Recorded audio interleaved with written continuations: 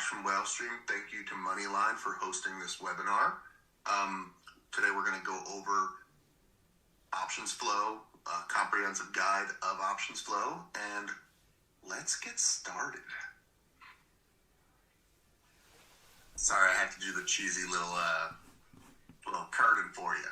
All right, let's go. So today we're going to go over a few things.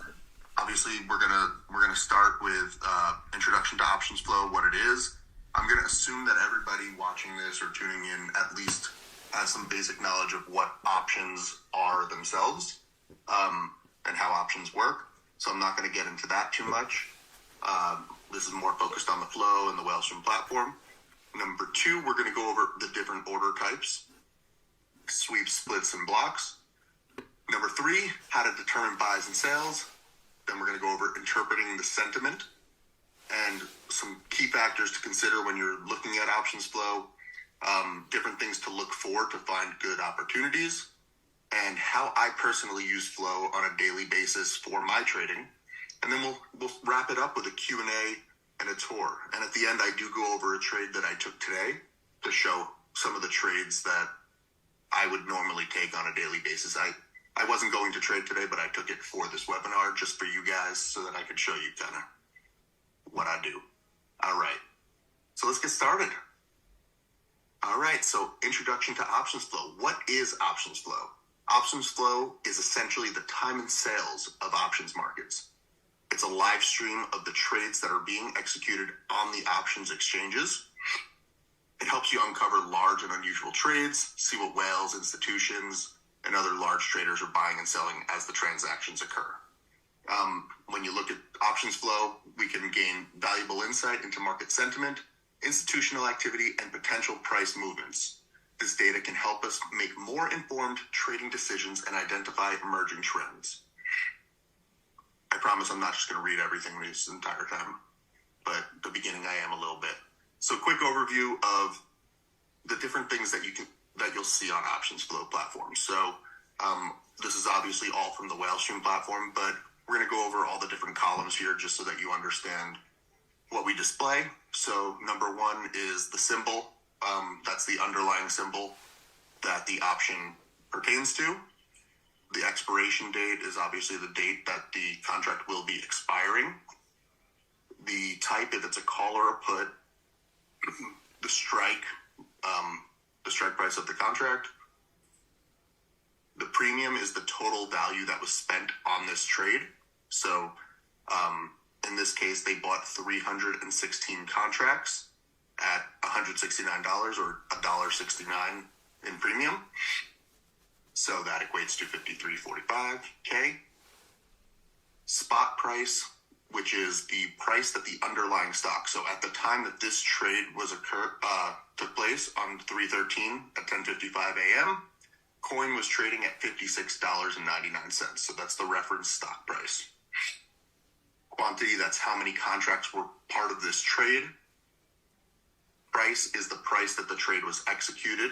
And you'll see right here, there's the little AA. That means Alcoholic Anonymous, but it also means above ask. So this trade was traded above the ask. And over here we have the bid and the ask. The bid and the ask at the time the trade was executed, and the difference between those two is known as the bid-ask spread. Volume, this is the total volume of contracts on this specific contract. So the coin 324 $70 calls. There was 3,158 contracts traded so far that day, including this 316. Open interest, the open interest as of the close of yesterday. So open interest, unlike volume, updates once a day. And it's before market open, and it represents how many open contracts there were at the end of the previous trading day. So if there were, let's say yesterday, the open interest was 0, and somebody opened up 500 contracts. It was an opening trade, so it created 500 contracts. And later in the day, they sold 250 of them. That first 500 contracts would count as volume, and so would the extra 250 that they sold at the end to close the trade. So technically, the volume would be 750. But when we come into today, the OI would actually be 250 because they closed half of their position, and as long as there were no other opening positions, that's how open interest works. You're welcome. IV, or implied volatility.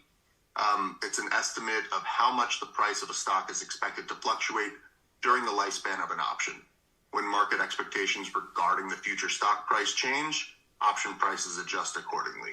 High IV usually leads to higher contract premiums, which can cause the infamous IV crush.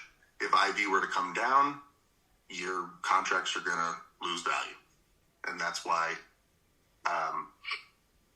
when you buy something before like an earnings or anything like that, a lot of the time, even if it moves in your direction, you're going to get spanked.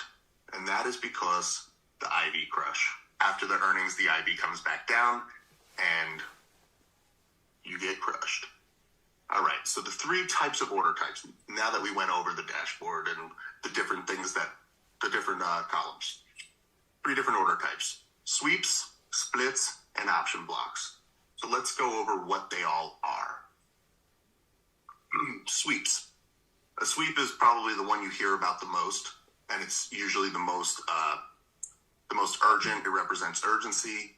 It is also used to kind of stay behind the scenes and try to not come up on radars.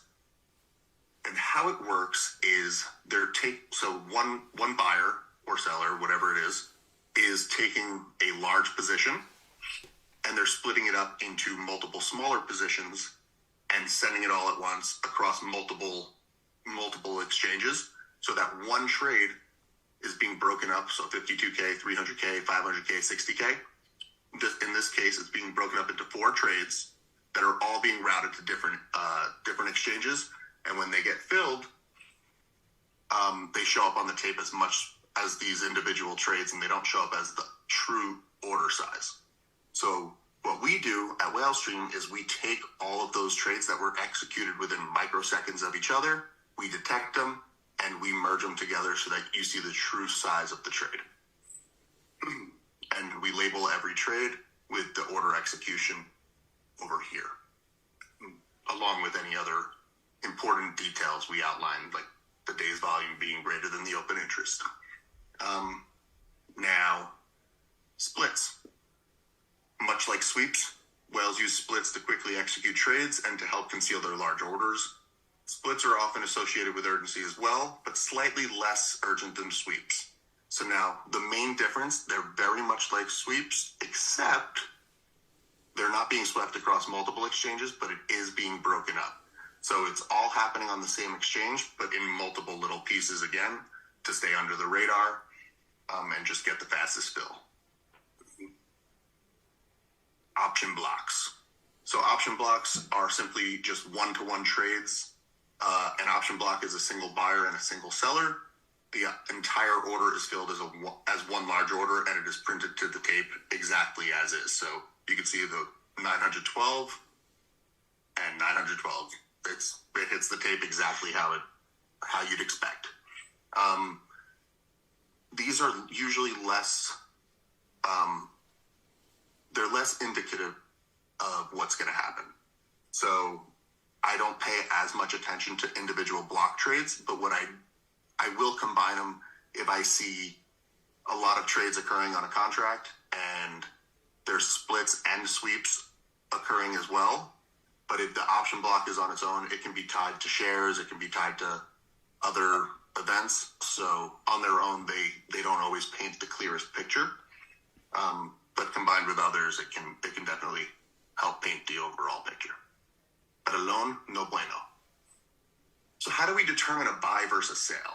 An important thing to remember, there is no foolproof way to determine a buy or a sale, because in reality, there's always going to be two sides of a trade, a buyer and a seller. However, the most common way to determine if a trade is a buy or sale is to compare the trade price with the bid and the ask prices. So here we show the trade price, and these are the bid and the ask. You can see on this one, it was executed at 760. The ask was 760. We show a little A for ask. That's on the ask. TA stands for to ask. AA stands for Alcoholic Anonymous and above ask. So you can see it was filled 12:15 and the ask was 12:14. Okay, so orders filled towards the ask are assumed to be buys, while orders filled towards the bid are assumed to be sales. So what is a bid price? To simplify things, the bid price is the price that a buyer is willing to pay for an asset, in this case, an options contract. And an ask price, also to keep it simple, is the price that a seller is willing to accept as payment for an asset, in this case, an options contract. So why do the bid and the ask matter to determine the side? Think of it in terms of supply and demand. If someone really wants something, they're going to pay what the seller is asking for and will likely buy the contracts on the ask side. They're going to slap that ask. Now, if someone is currently holding a position and looking to exit, they're going to take what they can get from a buyer and sell their position on the bid side. If they think their position has run its course, they're likely going to set their sell order on or below the bid to avoid the risk of not getting filled as the value of the contract decreases. I call it chasing the waterfall down. It happens mainly on Robinhood for me when I was doing my small account challenge last year.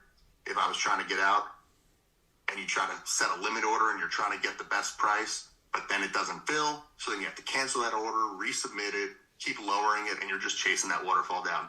Just take the bid. Just take it. So anyway, what is the bid-ask spread?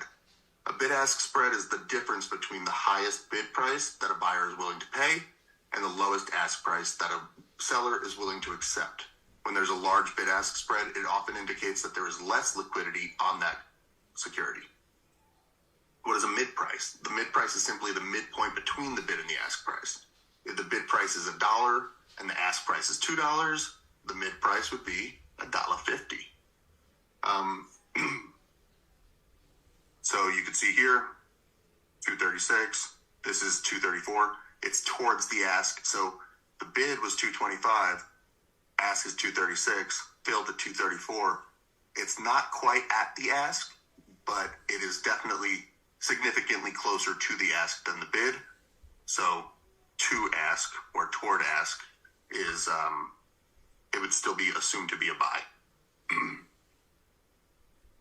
Let's move on. Understanding the sentiment behind options trade is crucial for making informed trading decisions.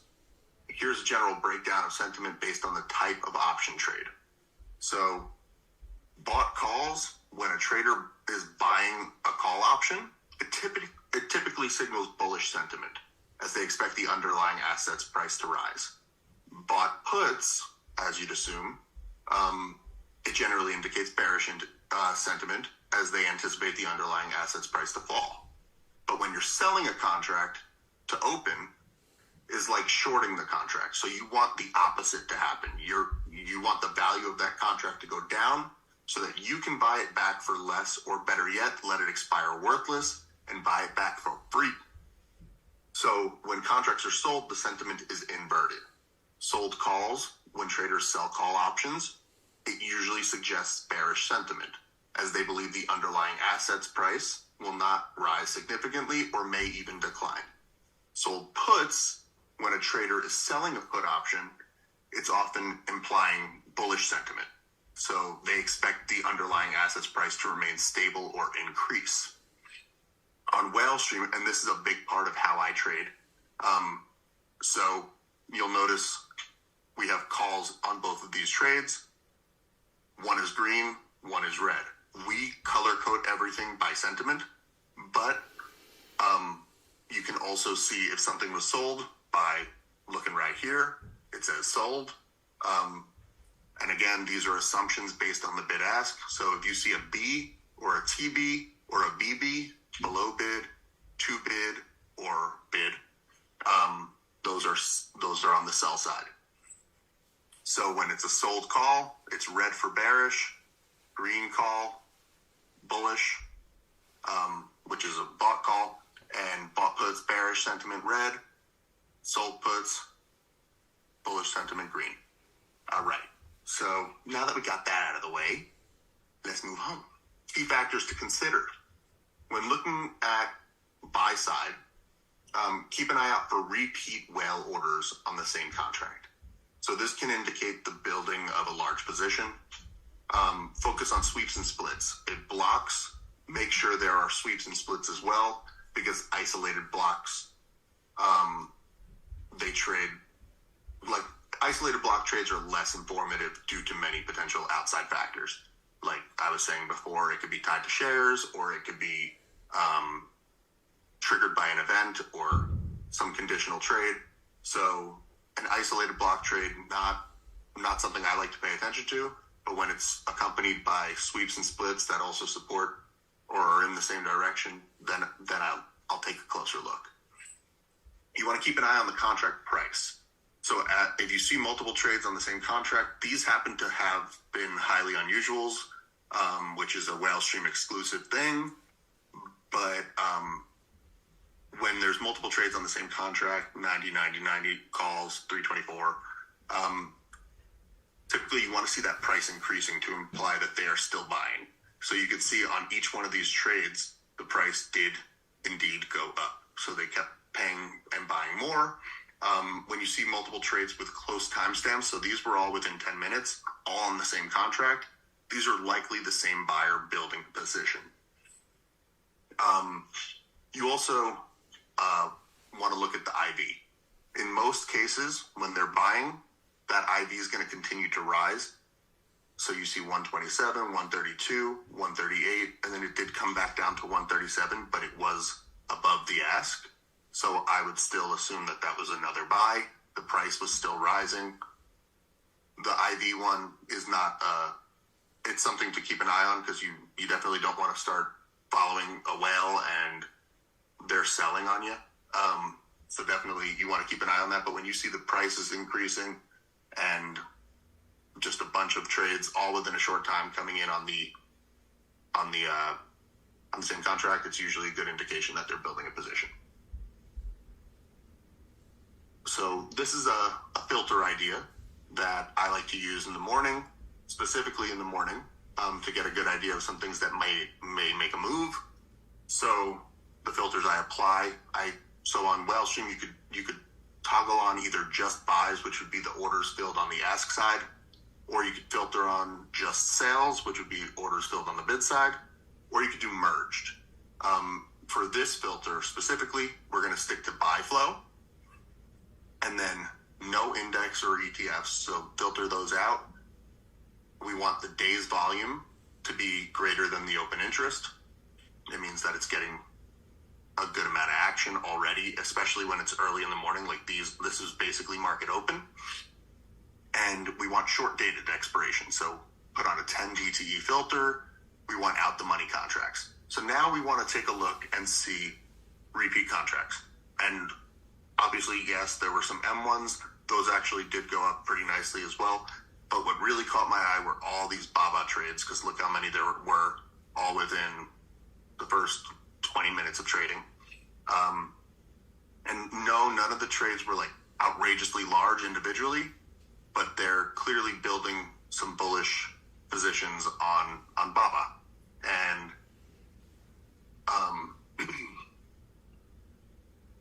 combined, this is a couple $100,000. So somebody might know something. This happened to be after they had already started moving, so there was a ton of bullish flow that came in the week prior for BABA as well. And then BABA, as I'm sure a lot of you saw, this week ran like the Dickens. And these contracts, I think, went up a good percent. But we're gonna go look at that in the next slide. But you want to focus on the sweeps and splits. So if blocks, obviously make sure that they are combined, like I said before. So there is a block in here, but there's also sweeps. There's also more blocks. There's more sweeps. So, those blocks are supported by the sweeps, and we are good. So let's take a look at how this trade played out. So we go to the order X-ray, which on WhaleStream, if you were to you could either click this little X-ray looking button right here on every order, and it'll open the X-ray for that order, or you can just simply click anywhere on the order. So that'll bring up the X-ray. We go to over here, and this top chart is actually going to be the contract premium chart, and this is all based on the 1 minute. So this top one, it shows they bought 500 contracts at 76 cents per contract. Here's the original trade, and you can see today at 12:11 p.m. we reached a high of 315 per contract. So that was 314%. But yeah, so this reached a high of 315, which was a 314% gain from 2 days ago at 9:40 a.m. Now, the previous week, like I said, also had a ton of bullish BABA flow. And if you had entered a trade then, those are probably up a few thousand% at this point. But now let's move on to how I personally use the flow within my trading. And I promise we are going to go into a live flow view. Like we'll go into the actual platform. I just wanted to kind of go over all the ins and outs of what we show and how I use it and things to look for. So let's take a look at how I personally use the flow within my trading. So my primary way of trading is a bit different than most people, but I did want to share how I personally use flow with my trades.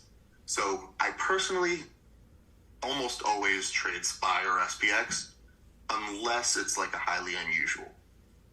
So as I mentioned before, WhaleStream does color code by sentiment.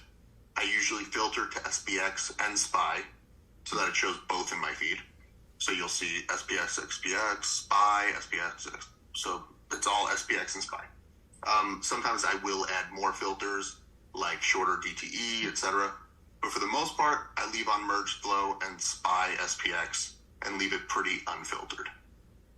Keep in mind, WhaleStream already has some back-end filters in place to remove a lot of the noise. Additionally, our sweep detection combines multiple trades into a sweep, even if the trades didn't include the sweep code from the exchange. So there are some trades that are actually placed as sweep to fill, and those will come with a sweep code. But there are also trades where they individually sweep it, and it still fills within microseconds, but it doesn't come with a code. So we actually combine those into a sweep, and it takes out a lot of those smaller single lot or 3 lot, and it combines it to show you the true size.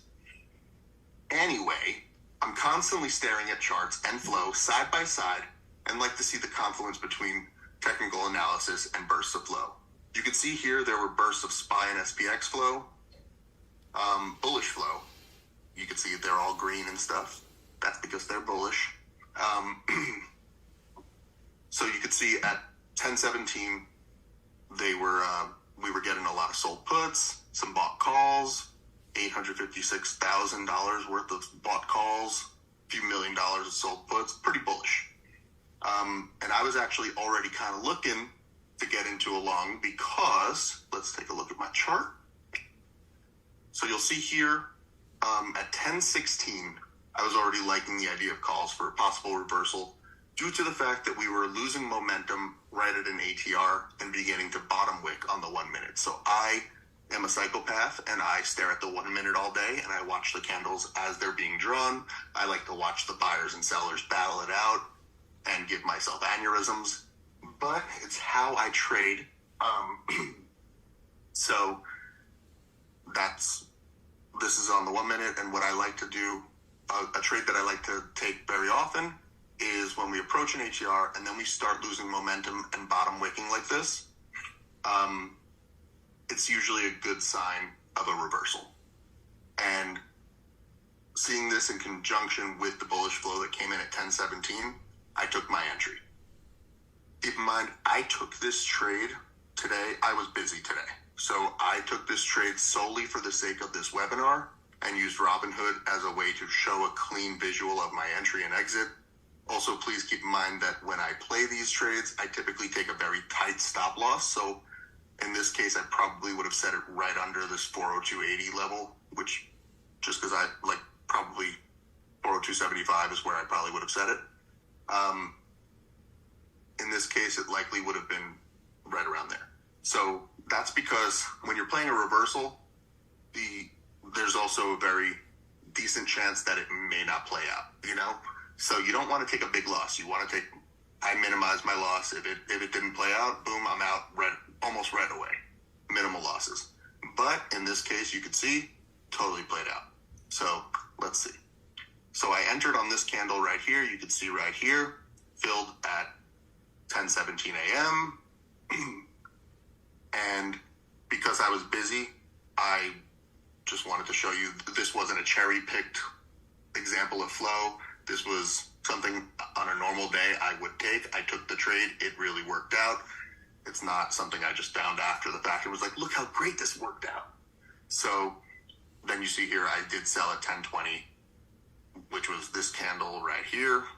And obviously I left a lot on the table, but it was because I wasn't actually planning to trade. And if it was in my normal broker of Thinkorswim, I probably would have held it a little bit longer, since I could have, even if I wasn't trading, just because I could have set a trailing stop. So this strategy doesn't only apply to the ATRs and reversals. It can apply to any technical analysis.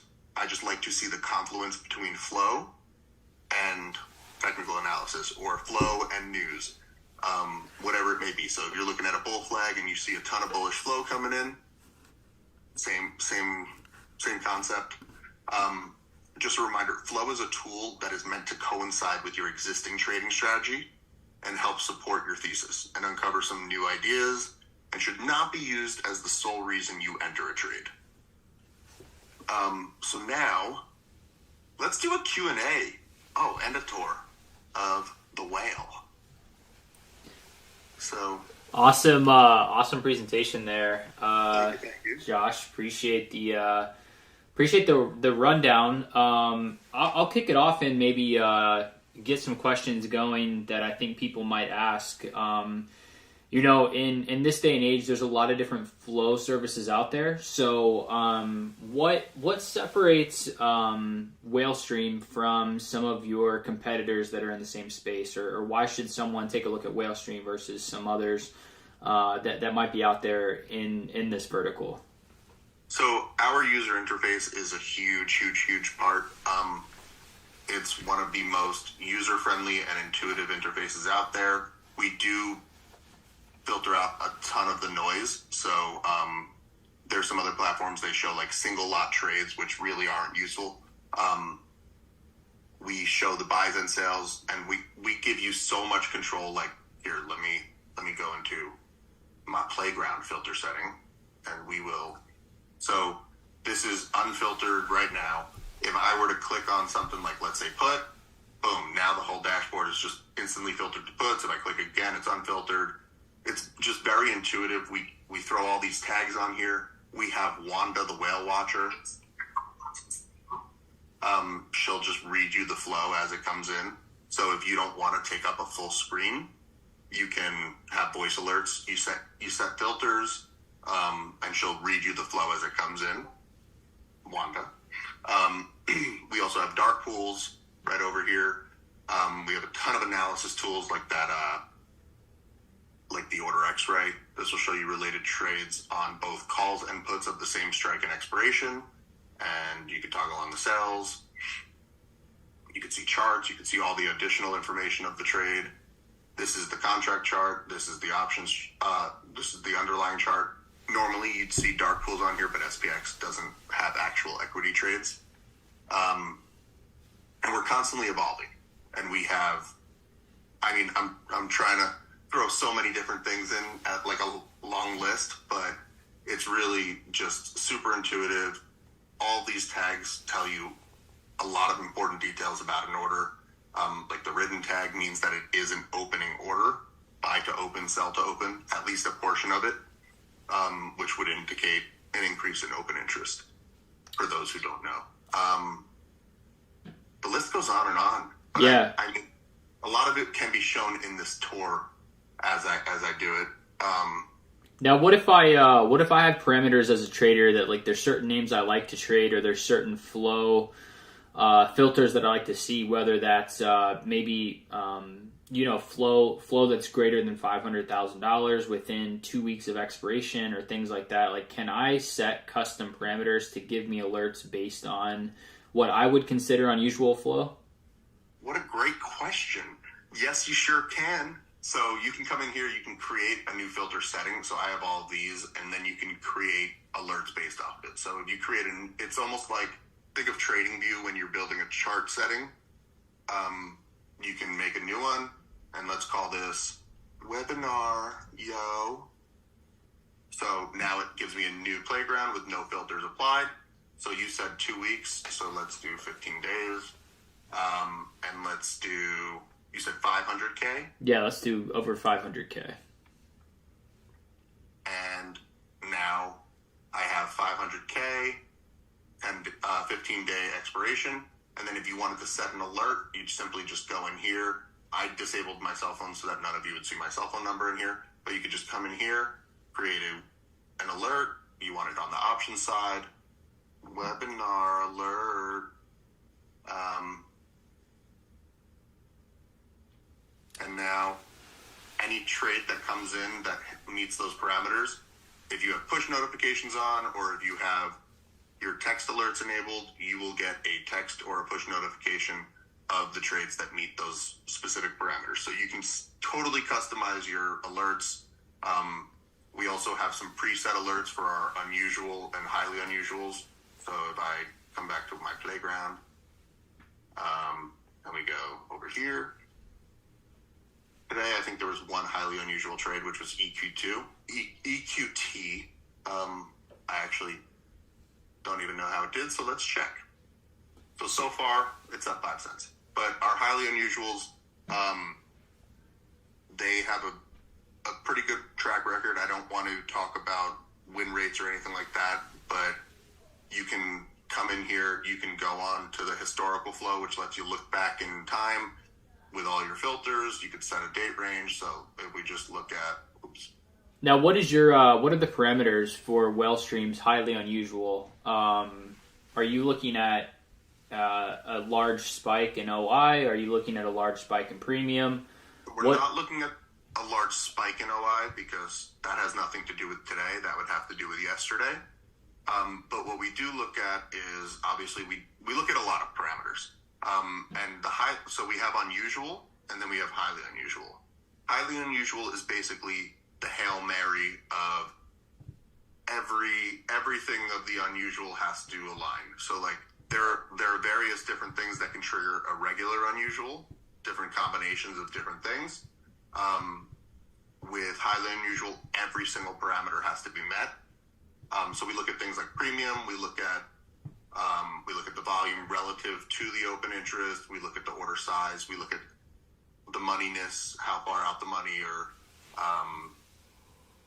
the order execution type, all these things that indicate unusual activity. And we have certain parameters that it needs to meet in order for it to trigger, but without giving away our secret sauce, those are the vague things that we do look at. Awesome. And then, so someone in chat asked, how can they sign up? Someone said there might be a free trial. Do you have any information on people that are listening? How can they sign up? Are there any current promotions running right now? That seems to be a question that people are asking. Okay, so if you go to WhaleStream.com, we always have a 7-day free trial. So you can try it before you buy it. You can cancel anytime. If you cancel, you'll still have access till the end of your trial. And then if you use coupon code half off, it'll take half off your coupon for listening. I mean, half off the subscription price for tuning into our webinar. So that coupon will be active until Friday of next week. So that is, what's that date? I don't even know. Of course, it's the end of the month, so I can't even look. Let's see. I think it's, is it like the 7th maybe? Yeah. So April 7th at 11:59 p.m. Eastern time, that coupon will expire. But yeah, you can you can use that half off in all caps at checkout, and you'll pay $34.50 a month for WhaleStream, which is like ridiculous. So, one other question I have for you, like in the midst of all of the banking crisis, were there any unusual flows that came in for SVB or names like SBNY, things like that? Did you notice anything from a banking perspective, from a flow perspective that you saw that could have potentially notified a retail trader that there could be something coming in these bank names? Yes. So I actually believe there were some highly unusuals. That was a call, but there's some unusual puts. This was on 3. Do you remember the date that they shut it down? I know it was a Friday. Let me look at the calendar too. I think it was like the 10th or the 17th. Charts don't show up because they delisted. It was on. So this was on 3/9, which was, what day of the week is that? Yeah, that's a Thursday. I think it was Friday. Yeah. So those puts came in on 3/9. Let's see. There were some unusual puts right here. 3/9. But yeah, you can see overall the flow was very bearish. 3/9, there was more bearish flow. 135 puts, some sold calls, some bought calls, golden sweep on puts. So there was a lot of activity leading into it. This is all 3/9. I don't even know. Yeah, 3/9 was literally the last day of flow for S. Yeah, that makes sense because I think they suspended on 3/10. Yep.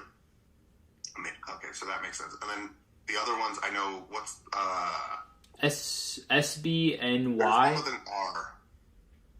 KRE. KRE No. is. Oh well, KRE also. Yeah, there was some good. Let me toggle this off and back on because I'm changing filters in historical flow on the fly. It doesn't. The whales try and query. The whales getting confused. It'll just query a little further back than. Oh wait, it was more after.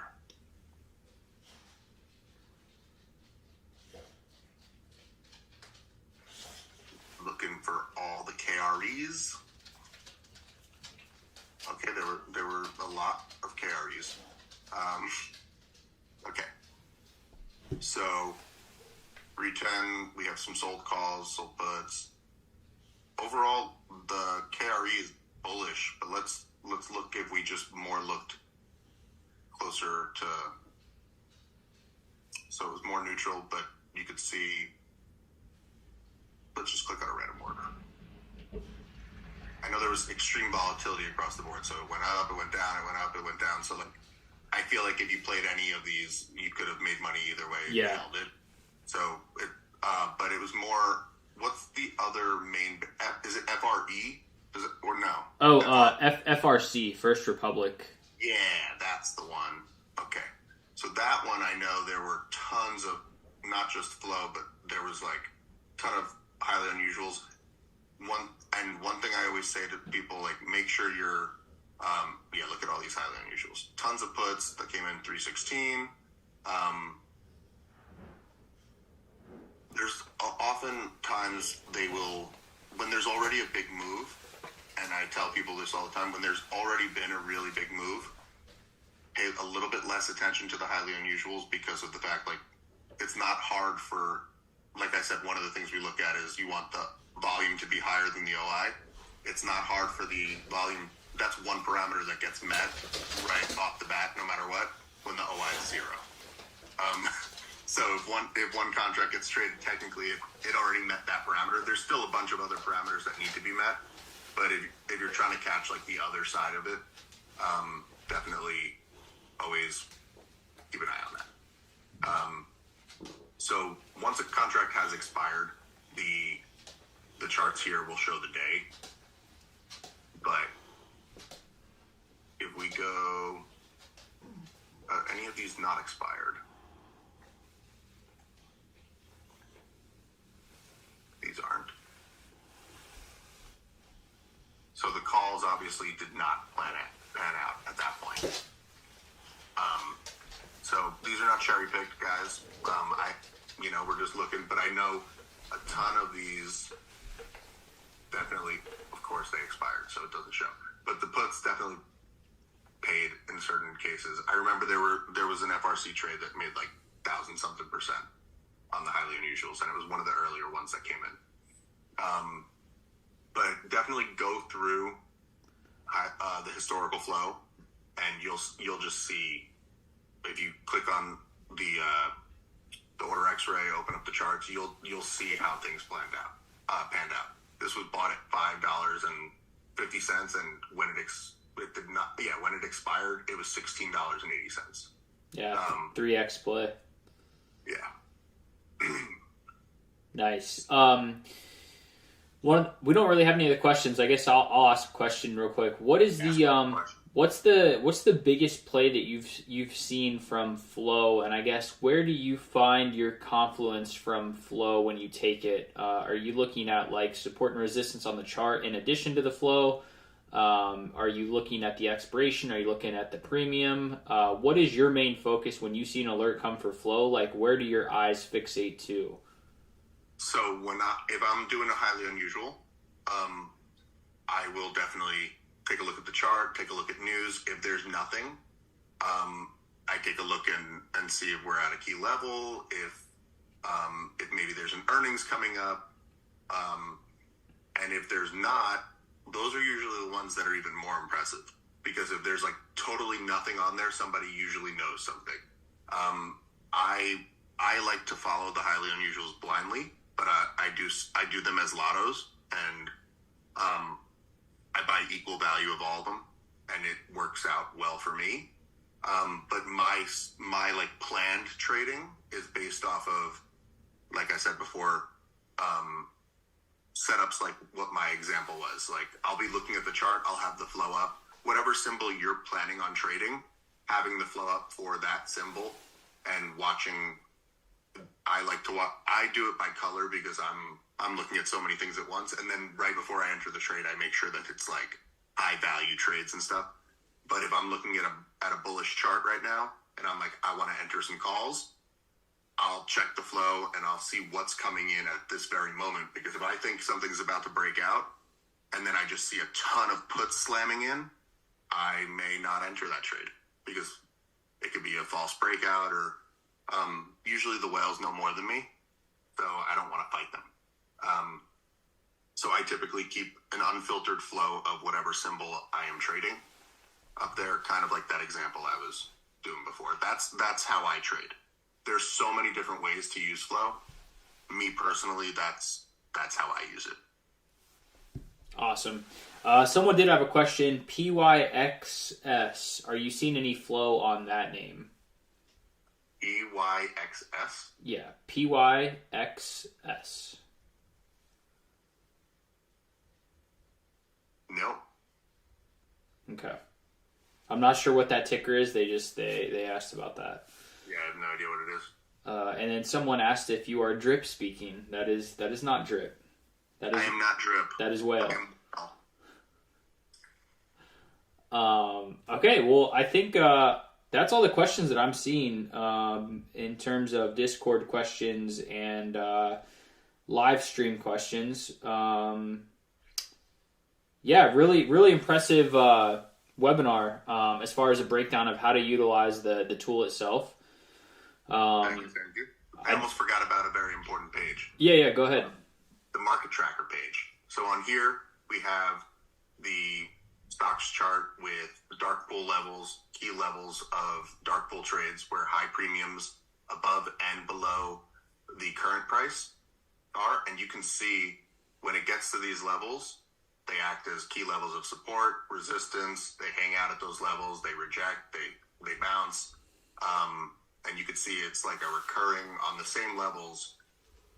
Look at these wicks. Look, like over here, it did reject. Eventually, it just pushed through. But they tend to consolidate at those levels or bounce and reject. So dark pools they represent where institutional money is flowing in or out of a symbol. So historically, if there was you know, let's look at a level, right? So we're at 403.70. So this 401.90, $4.2 billion worth of SPY has been traded at that level, at that price, 401.90.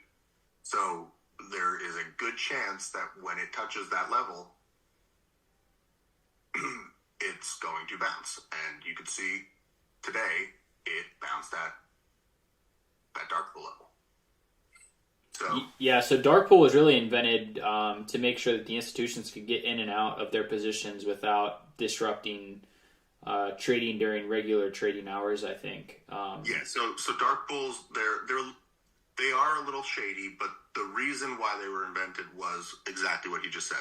They used to do block trades where they would split their trades into large blocks and trade them on open exchanges. But when you see a large trade on the order book for a few million shares of something, or hundreds of thousands of shares, or hundreds of millions of dollars, it's going to cause a panic in the market, or it's going to cause extreme volatility. And the trade that is causing this is not going to get filled at the price that it should, because the reasoning behind it is their individual trade is going to cause so much volatility that before they could even get their fill. So they have these dark pools, which are private exchanges, institution to institution, where there's no order book, but once a trade matches up, it just executes. And on those, there's a lot less transparency. There are some cases where they don't even have to report it until 24 hours later. There's a loophole if they route the order through a European trade desk. There's a lot of things that make people not like dark pools, just because of the lack of transparency. These are some of the highest traded contracts, highest traded strikes over the last 5 days on SPY. This is on the buy side, so bought puts and sold calls. Bought puts and bought calls, and on this side it's sold puts and sold calls. This is another view of those dark pool levels, just showing based on the premium, kind of like a volume profile, but only of dark pools. And then this is the OI chart showing the total open interest of calls and puts over the course of the last few trading days. So yeah, I just wanted to show you that before we ended things, because I totally forgot to go to this page. Yeah, it's a ton of data, ton of really good stuff on there. So again, really, there's going to be so much more. But wait, there's more. No, it's not there yet, but we have so much. Yeah. In the pipeline. No, you guys already have a great tool, great interface. I know that's been like a comment here. Someone said here, what does it mean when the whole column is highlighted red or green? Oh, okay. So if a trade is over $1 million in premium, we highlight it in. If it's a bearish trade, we'll highlight it red. If it's a bullish trade, we'll highlight it green, just to show you, like, even if you're not fully looking at all the order details, like how I tend to glimpse from my peripheral, it lets you know, hey, there's some big money flowing in right now, either bearish or bullish. Now, the gold. What was that? Yeah, I was gonna say, let's say like I'm watching this, but I know that typically there's gonna be big premiums flowing into the ETFs. Can I filter out SPY, QQQ, IWM, SPX? Yeah, you can come up here. You could hide ETF flow. Okay. You could hide index options flow. Also, you can build a watch list. So if I add Tesla and rum, I don't know what rum is, but it's delicious.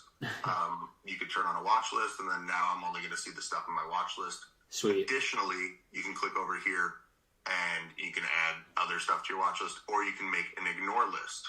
So if you wanted to avoid, like, let's say there's something on your no trade list, like, give me a symbol. Let's say UVIXI, even though I love UVIXI. But let's say it was UVIXI. If I do that, now I can actually hide UVIXI by just hiding the ignored tickers. Nice. So, yeah, super clean interface. I really like the interface. It's pretty intuitive. Thank you. And then here's all those other... So over here, you could also learn what a lot of those little indicators on the orders mean, except highly unusual and unusual, because those are the proprietary formulas. Have you used the aggressive order one? Expires less than 35 days out of the money and greater than or equal to 7.5%. Yeah, and those are simply, as it explains, they're something that expires within a short time frame, but they're buying far out the money, so they're expecting a big move within a short time frame. So it's a very aggressive trade. Perfect. And when combined with high premium, it's usually a lot of the time it implies that they would likely know something. Perfect. Any other questions? I can't see the chat, so I have no idea. No, I don't think any other questions right now. Not that I'm seeing. All right. Well, then if that is it, make sure to go to WhaleStream.com and sign up for your free trial if you're not already a member, and enter code HALF, all caps, to pay $34.50 a month for this amazing platform that we built for you, that we keep improving and keep making great again and again and again. Awesome. I appreciate you. Strat, for hosting, and I love you all. Yeah, appreciate you. Appreciate you, WhaleStream. If anyone has any questions, feel free to check out WhaleStream. He's got a Discord. They have a Twitter. Let them know if you have any questions or any concerns as you're signing up for your trials or with your coupon code. Customer service is great with them, so make sure you guys check them out and use them as a resource if you have any questions diving into any flow-related data. So, are there any extra questions? I think. Let's see. Where do I see it? Someone said here.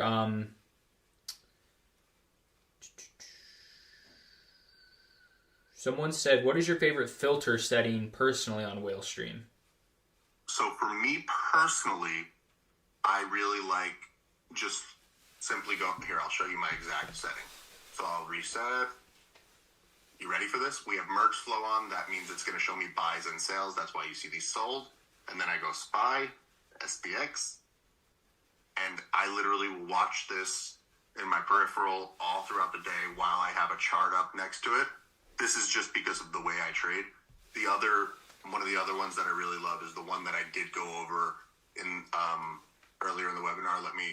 I'll open it up again because I didn't save it and I don't want to forget anything. It is, all right, so we'll go buy flow, no index and no ETF. And we go, day volume is greater than open interest. And we want short date. We want 10 DTE or less. And we want out the money. Okay. And then from there, we want to look for things that show up a lot on repeat. So here again, we have more ba ba ba ba ba ba ba ba ba ba ba ba. All the babas. We have all bullish. We have some Amazon repeating. You want to look for things that show up multiple times. You want to see repeat flow. So I like this filter specifically the most in the morning. So let's see what happened today. So right off the bat, right when we opened, ton of IBM calls. So let's see what happened today with IBM. So this was bought at 25 cents. It then, for the next few minutes, it was trading at 60 cents, 56 cents. So like this went more than double immediately. And then started to come back down throughout the day. But even here, it was up about 50%. So, if you're looking right in the morning and you have these filters on, a lot of the time you will see some repeat that really, like, let's look at Netflix. I don't know what happened on Netflix today. Again, similar type of scenario. It went up drastically right off the bat and then came back down because the market came down. But still had a potential for profit. And then I think we said there was a good amount of repeat babas, right? So let's just pick a random baba. And here you can see you had a potential for profit, then it came down, then it went all the way back up here for about, what is that, 30, 40%? I'm bad at percentages, but yeah, definitely some chance for profit there as well. I like it in the morning, like I said, this filter, but it can definitely be used all throughout the day if you're looking for repeats. We do intend in the future to also add something to let you know when you're getting a lot of repeats on the same contract as well. So you can set like alerts for that. Like there's a lot of repeats on this contract. It doesn't need to be a specific contract. There's a ton of repeat flow on a specific contract. There's the live chat button. I'm just reading through the questions. Somebody asked how we're different from another one that's named after cheese. We have all of the same features plus a lot more. We give you a lot more control over the filterability. We give you more analysis tools. We much more intuitive. We let you see sales. You can customize alerts. We do have a mobile app in beta. So when you join, if you go into our Discord, which you can get to by clicking on the sidebar, you can DM, hey, I want the beta for the app, and we can get you set up on there. And then you can get your push notifications on your Apple Watch even. It's pretty cool. Yeah, it's awesome. I can actually attest to that. It's really cool. I get texts that kind of tell me when certain things are coming through that I've earmarked, whether it's unusual or parameters that I've set up. It's pretty nice. Thanks, Strat. And let's see if there's other questions. I think that's... Someone in the Discord said... I do like socks and sandals. Someone in the Discord said, the same person that asked about the red and green highlighted ones, he said, WhaleStream said something about when it's gold about the columns. Can you ask him about that? Okay, yeah. So I'll actually just filter to a golden sweep so that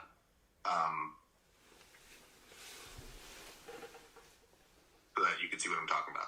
So golden sweeps can be either a call or a put. It can be bearish or bullish, but it's an order that's over $1 million and is an opening trade, or at least the quantity is greater than OI. In this case, all of these were actually written. These were in the money, so it's a little less, not something I would necessarily pay attention to. But when something's written, like I said before, it means, so yesterday the OI was, as of close yesterday, there were only 39 contracts in existence of this contract right here, the 240 calls for QQQ for 519. So, when this trade was 175, this 175 is included in this volume, okay? So that means before this trade took place, only 2 contracts were traded. So that means even if they were both opening trades, both opening contracts, that would only bring the already existing OI to 41. This trade was for 175 contracts. There were not enough contracts in existence to fill this trade unless it was a buy to open and a sell to open. So somebody sold to open the contracts and somebody bought to open this position. So this trade will increase the OI on this contract. And so that's simply because to buy a contract, there's got to be a seller of that same contract, right? Yeah, but that seller can either be selling something that they already bought from somebody else, or they can be selling it to open. So they're so they could be short. In this case, somebody's either shorting the contract, somebody's shorting the contract to somebody who's longing the contract. Right. Whereas when there's a ton of existing open interest already, the contracts that you're buying from somebody could be them closing their position while you're opening yours. So in this case, we know that this is definitely an opening trade because those contracts weren't there before. Somebody had to sell them to open. So somebody is shorting them while somebody is longing them. Does that make sense? Makes sense to me. All right, perfect. Let's see if it makes sense to the people in the comments. Yeah, let me see. Say it doesn't. All right. I think that was all the questions. Yeah, I think we got through them all. And Strat, your knowledge is sick. Yeah, I saw that. It's not me actually talking. I'm just asking questions. So I don't think I've. No, I think your knowledge is pretty sick though. Yeah, I try a little bit. I guess we'll close it off from here. Appreciate you being on WhaleStream. Like I said, guys, if you have any questions for WhaleStream, they're on Twitter. They've got their Discord. Make sure you ask them questions. Check out their platform. Super clean integration here. User interface. The UX UI on this is really, really clean and intuitive. So, and this is recorded live on MoneyLine's YouTube. So if you guys do sign up for the service, you can go back through and based on everything that Whale was showing you guys tonight, you can set up some things very similar to how he has some things set up, or at least use this video, this live, as a guide to set up your filters and things like that for the notifications and flow, that you'd like to see from the flow perspective. So, with that, appreciate everyone being here, and thank you, everybody. Thank you, Strat. Yeah, absolutely. And, I'm also in MoneyLine's Discord, so if you ever have any questions, and you're not in our Discord, or you could always tag me in the MoneyLine Discord if you're in there, and I always chime in when I see your tag. Yep, he's the one and only Whale in the Discord. So just at WhaleStream on Discord, at WhaleStream on Twitter. If you guys need anything, super good resource, and just a good person to bounce ideas off of from a flow perspective as well. So, all right, well, good luck. Happy trading tomorrow on Friday. Hopefully you don't trade too long. It is Friday, so hopefully you get your weekend started, as soon as possible. But appreciate you being on here, and you're always welcome back anytime you want to do a segment. I know everyone's been asking about flow, so I think this will be a big hit within the community. Awesome. Thank you so much for having me.